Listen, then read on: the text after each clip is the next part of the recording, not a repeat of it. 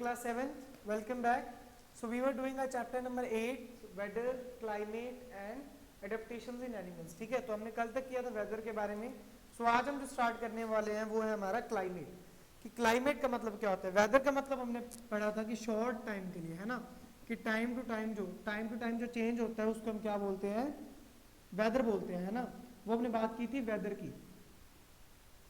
ठीक है, अब जो ये हमारे पास वेदर था, जो क्लाइमेट है, क्लाइमेट जो है सेकंड टर्म है, मतलब जो बहुत लॉन्ग टाइम के लिए एग्जिस्ट करता है, मतलब कम से कम 25 टू 30 इयर्स के लिए एक प्लेस का क्लाइमेट जो है वो एग्जिस्ट करता है. कि मान लीजिए हम बोले कि राजस्थान है ना, तो राजस्थान के लिए कम से कम 25 टू 30 इयर्स जो है वो क्लाइमेट जो है वो ऐसा कैसा ही सेम रहेगा, चेंज नहीं होगा. ठीक है, 25 टू 30 इयर्स के लिए तब तक वो सेम ही रहेगा. अगर कोई चेंज आना होगा तो 25 टू 30 इयर्स रहने के बाद में आएगा. So means climate is a term for the longer period of time. ठीक है, अब हम बात करते हैं कि क्लाइमेट जो है वो आता कहाँ से, उसे बनाता कौन है, किस तरह से क्लाइमेट डिसाइड होता है. कि हम देखते हैं कई जगह पे कोल्ड होता है, कई जगह पे ड्राई होता है, कई जगह पे बहुत ज्यादा हॉट होता है.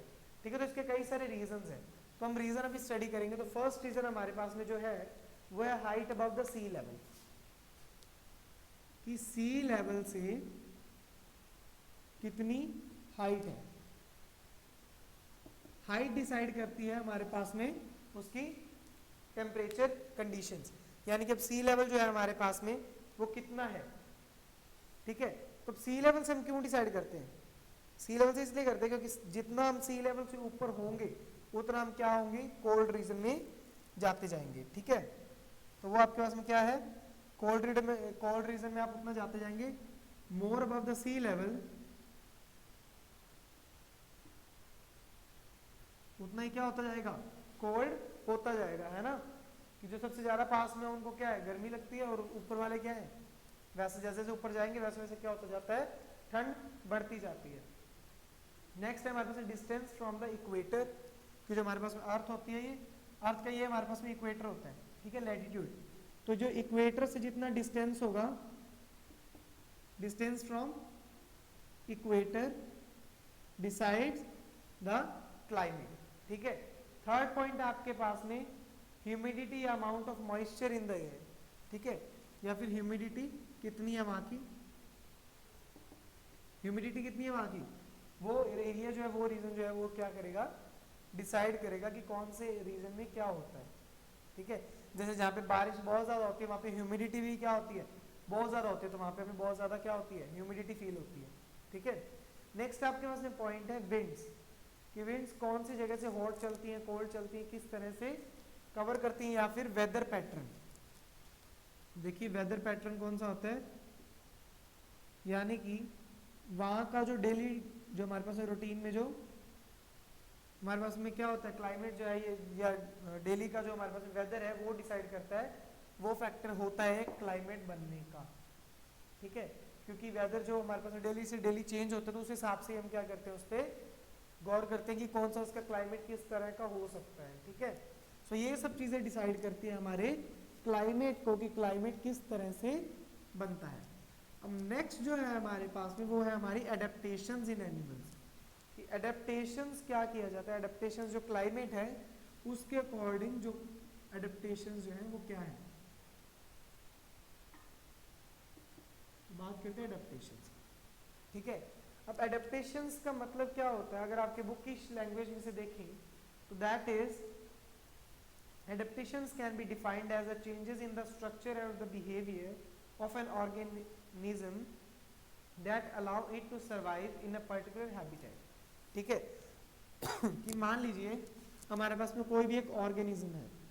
ऑर्गेनिज्म मीन्स जो लिविंग है, लिविंग इन द सेंस कि कोई भी एनिमल लगा लीजिए, कोई भी हम लगा सकते हैं इंसेक्ट, या फिर कोई भी बर्ड, या फिर कोई भी जो एनिमल्स के एडेप्टेशंस के बारे में बात करें तो उसके अंदर जो जो कैटेगरीज होती है एनिमल किंगडम की, वो सब हम उसके हिसाब से गैस कर सकते हैं. ठीक है, सो एडेप्टेशंस क्या है हमारे पास में, किसी भी ऑर्गेनिज्म का जो उसकी फेवरेबल कंडीशंस नहीं है उसको भी एक्सेप्ट कर लेना. ठीक है, मान लीजिए कि एक जो हमारे पास में क्या है, एक एनिमल है जिसको वो पर्टिकुलर जो कंडीशंस जो है वो प्रॉपर फिट नहीं बैठती है ना. कि मान लीजिए उसको 80% फिट बैठती है, 20% नहीं बैठती है, तो वो क्या करेगा 20% को अडेप्ट कर लेगा, यानी कि 20% में वो क्या करेगा रहना सीख लेगा, उसको अडेप्ट कर लेगा और उसको 100% बना लेगा अपना। That is known as adaptation, कि उसको एक्सेप्ट कर लेना, जैसा भी है उसको उस अपने हिसाब से उसको एडजस्ट करके और उसके लायक ही बन जाना, that is known as adaptation. ठीक है, सो हम बात करेंगे एडेप्टेशंस किस किस तरह की, कैसे कैसे कौन कौन की जाती है ना। जैसे देखिए जो पोलर बियर्स होते हैं वो क्या होते हैं, वेरी कोल्ड रीजन्स में, पोलर रीजन्स जो होते हैं हमारे पास में, पोलर रीजन्स में क्या होता है, बहुत ज्यादा कोल्ड होता है ना, कोल्ड भी होता है, स्नो भी होता है। तो ऐसे एनिमल्स जो होते हैं, कई सारे एनिमल्स जो क्या करते हैं, इन एरियाज में रहना सीख लेते हैं, अडेप्ट कर लेते हैं कि हाँ हमें कोल्ड रीजन में रहना है, तो हमें ये चीजें क्या होनी चाहिए, हमारे पास में होनी चाहिए, तब हम सर्वाइव कर पाएंगे।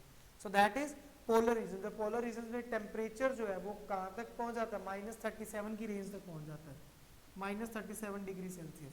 तो इतना ज्यादा होता है कि सब कुछ वहां पे फ्रीज हो जाता है। उस रीजन में रहना that is a very tough thing. ठीक है, और ये जो स्नो जो हमारी चलती है वो चलती है 6 मंथ्स इन अ ईयर, यानी कि हाफ ईयर जो वहां पे स्नो ही रहती है, यानी कि टेम्परेचर इसके आसपास रहता है। इस रीजन में जो हम एनिमल्स हमारे हैं वो क्या करते हैं, सरवाइव करते हैं। ठीक है, अब हम बात करते हैं नेक्स्ट जो डेजर्ट रीजन्स हैं। डेजर्ट रीजन्स में क्या होता है, बहुत ज्यादा हॉट होता है, ठीक है, रात के टाइम बहुत ज्यादा कोल्ड भी हो जाता है, बहुत ज्यादा हॉट होता है, बहुत ज्यादा कोल्ड होता है। वाटर की वहां पे क्या होती है, डेफिशिएंसी होती है, वाटर नहीं मिलता है ना। और क्या नहीं मिलता है, जो हमारे पास में उनको जो फूड मिलेगा, फूड की भी उनको प्रॉब्लम होती है कि उनपे क्या होते हैं, बहुत ज्यादा क्या होते हैं, कांटे वगैरह होते हैं, जिससे कि वो क्या है, उनको खाना बहुत मुश्किल हो जाता है।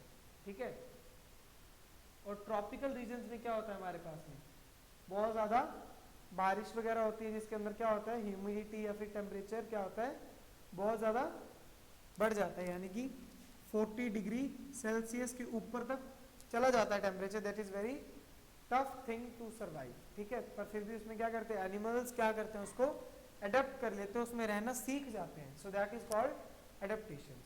ठीक है, सो आज जो हम एडेप्टेशन करने वाले हैं वो है हमारे पास है पोलार बियर्स की, कि हम क्या करने वाले, जो कोल्ड रीजन्स में जो एनिमल्स रहते हैं, पोलर रीजन्स में जो एनिमल रहते हैं, उनका हम एक पार्ट करेंगे विच इज पोलर बियर्स। ठीक है, सो पोलर बियर्स हमारे पास में कौन से होते हैं वो देखते हैं। सो पोलर बियर्स होते हैं हमारे पास में जो -37 डिग्री सेल्सियस की रेंज में भी रह पाते हैं।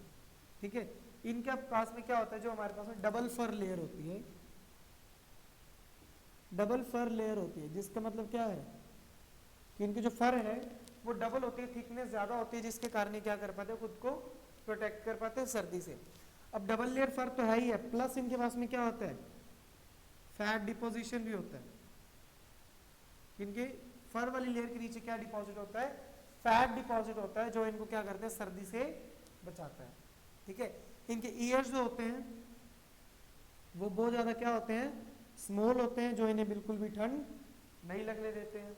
ठीक है, जो इनके पास में जो इनके पैर होते हैं, जो इनके क्लाव्स होते हैं, वो बहुत ज्यादा शार्प होते हैं, जिससे क्या कर सकते हैं, बहुत इजीली चल सकते हैं, उनको क्या नहीं लगती है, ठंड नहीं लगती। और फ्लैट और ब्रॉड जो होते हैं, इनके पास होते हैं, जो पीछे वाले जो जिन पैरों को बोल रहे हैं, जो पीछे वाले पैर होते हैं उनको हम पास बोलते हैं, तो वो भी क्या है, बहुत ज्यादा फ्लैट और थिक होते हैं, जिसके क्या करते हैं, इनको चलने में बहुत ज्यादा इजी होता है स्नो पे, स्नो के अंदर ये धंसते नहीं है। ठीक है, अब देखिए कि इनको इतनी ज्यादा हम सोचते हैं कि इतना क्या उनको इनफ होता होगा, इनफ क्या, इतना उनके इतना ज्यादा इनफ होता होगा कि ये जो फर इनकी है या फिर जो इनकी फैट डिपोजिशन वो इनको इतना ज्यादा गर्म रखती है कि अगर ये कुछ एक्स्ट्रा वर्क कर लेते हैं, एक्स्ट्रा फिजिकल एक्टिविटी कर लेते हैं, तो ये बहुत ज्यादा ओवर हीट हो जाते हैं, कि अगर इसलिए क्या करते हैं, बहुत ज्यादा स्लो चलते हैं।